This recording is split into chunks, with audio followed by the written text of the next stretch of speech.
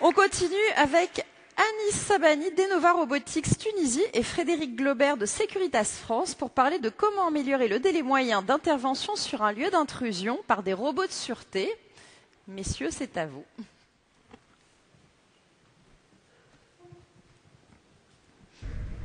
Top.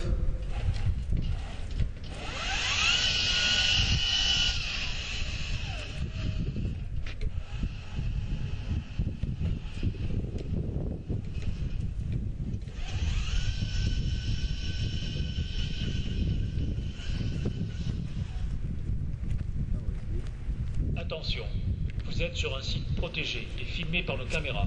Veuillez quitter les lieux immédiatement. Je répète, veuillez quitter les lieux immédiatement. Bonjour à tous, je suis Frédéric Globert, je suis expert technologique chez Securitas. Donc Securitas, vous connaissez de nom.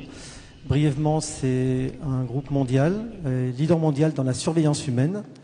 Nous sommes présents dans 53 pays avec 340 000 personnes, dont 95% sont des agents de sécurité sur le terrain. Nous intervenons dans tous les secteurs d'activité, industriels, haut risque industriel, grande distribution, aéroportuaire, événementielle.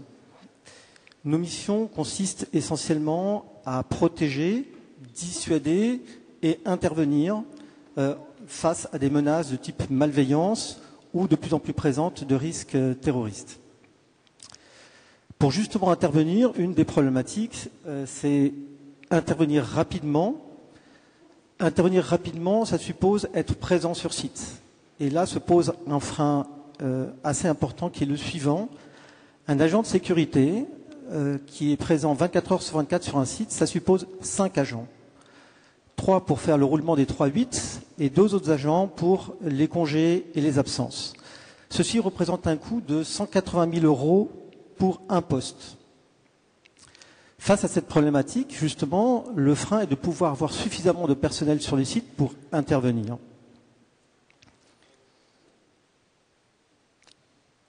Donc, suite à cette analyse que nous avons faite, nous nous sommes mis à imaginer, à rêver de la possibilité de trouver un partenaire pour créer des robots, des cobots, puisque nous sommes dans une approche collaborative, qui seraient en mesure d'intervenir, d'être quelque part, d'avoir un côté d'ubiquité vis-à-vis d'un agent, capable d'intervenir dans des conditions particulières. Et là, il y a un grand mais, parce que c'est là où il y a le grand challenge à relever, et qui est partiellement relevé aujourd'hui.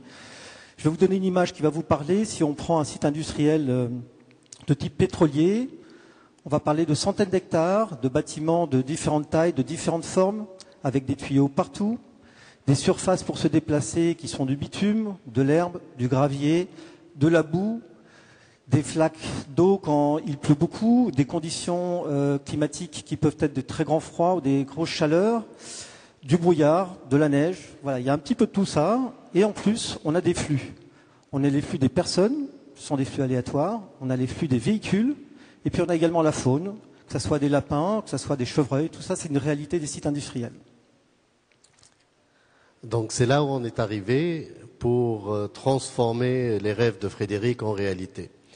Donc je me présente, je m'appelle Anis Sabani, je suis fondateur de Enova Robotics, qui est la première start-up en Tunisie, en Afrique et dans le monde arabe, qui fabrique sa propre marque de robots.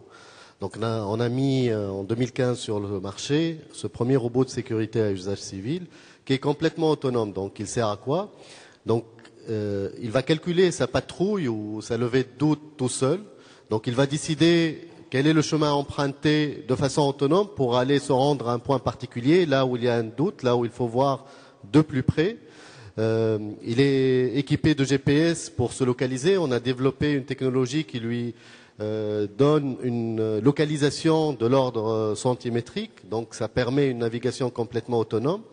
Il y a une partie capteur qui est de la perception, donc il y a des caméras thermiques et à vision nocturne qui voient à 360 degrés, donc ça permet lors de sa patrouille de détecter des intrus, mais aussi de micros et des enceintes, et donc on peut écouter tout ce qui entoure le robot. Tout ce flux sensoriel est transmis à un poste de commande qui va en fait, grâce soit à une transmission radio qui peut atteindre 5 km en champ libre ou grâce à la 4G, et c'est là où il y a un agent qui peut intervenir et prendre une décision. Donc le robot, il est très rapide, il peut atteindre 12 km/h, ce qui va donner en fait une intervention sur une intrusion qui est de l'ordre de 180 secondes. Merci pour votre attention. Merci. Merci beaucoup.